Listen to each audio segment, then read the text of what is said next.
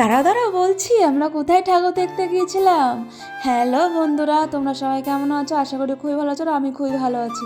সেদিন ছিল কালী পুজো, দুদিন পরে আমি আর আমার হাজব্যান্ড চলে গেছিলাম বিষ্ণুপুর ঠাকুর দেখতে। জানো তো, প্রচুর পরিমাণে লাইন হয়েছিল, অনেক লোক হয়েছিল। তো আমার হাজব্যান্ড বলছে যে দেখো, এত বড় লাইনে না দাঁড়ানো যাবে না, চলো আমরা টিকিট কেটে মাকে দর্শন করে আসি। টিকিটটা মনে হয় 10 টাকা করে নিয়েছিল। তো 10 টাকা তো এদিক ওদিক চলে যায়, তাহলে টিকিট কেটে মাকে না দর্শন করে আসি। মাকে দর্শন করার পরে আমরা চলে গেলাম মেলার দিকে একটু কেনাকাটা করব, সংসারের জিনিস কিনতে হবে। তারপরে কেনাকাটা করে আর একটা প্যান্ডেলে চলে গেছিলাম আমরা। ওই জায়গায় নাকি শুনেছি খুব সুন্দর প্যান্ডেল করেছে, চলো তোমাদেরকে দেখাই। কত সুন্দর, তোমরা দেখলে অবাক হয়ে যাবে। আমার তো খুব ভালো লেগেছে, পুরো দৃশ্যটা অন্যরকম।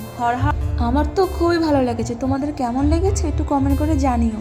দেখো কত সুন্দর লাগছে। চলো মাকে দেখায়। মা কত ফুট লম্বা এটা সঠিক আমার জানা নেই, যদি কেউ একটু জেনে থাকো প্লিজ, আর কেউ যদি দেখে থাকো আমাকে একটু জানিও যে এই জায়গার মা কত ফুট লম্বা। জানো তো, প্যান্ডেলের মধ্যে এত পরিমাণে লাইটিং দিয়েছে, লাল লাইটিং, একটু ভালোভাবে ফটোও তুলতে পারিনি। মায়ের ফটো তো তুলতেই পারিনি। দেখো কত সুন্দর লাগছে মাকে। মা তুমি সবাইকে খুব ভালো রেখো গো মা। তারপরে মাকে দর্শন করে আবার একটু মেলার দিকে রওনা দিলাম। একটু কিছু কেনাকাটা করব।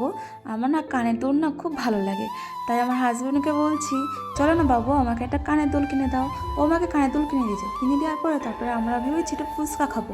বাবারে বাবা, ফুচকার এত পরিমাণে দাম বেড়ে গিয়েছে, 10 টাকার 4টে ফুচকা। ভাবা যায়? তোমরা বলো তো। আগে ফুচকা খেয়ে শান্তি পেতাম, এখন ফুচকা খেয়ে শান্তি পাওয়া যায় না। 4 টাকা 10টা ফুচকা দিলে কটা খেতে পারো বলো তো? চলো তোমাদের না একটা মজার কথা বলি। এই যে মানুষটা দেখছো, এর চেয়ে আমার ভাগ্নে, এই জায়গায় ও সার্ভিস করে। বলে হঠাৎ করে চলো বাবু একটু পার্লারে যাই, চুলটা সেভ করে আসি। আচ্ছা বন্ধু তোমরাই বলো, মানুষ ঠাকুর দেখতে এসে কে এরকম কাজটা করে বলো তো? তোমরা কি কেউ এরকম কাজ করেছো? একটু কমেন্ট করে জানিও তো। দেখো আমার বড় মশার অবস্থা দেখো।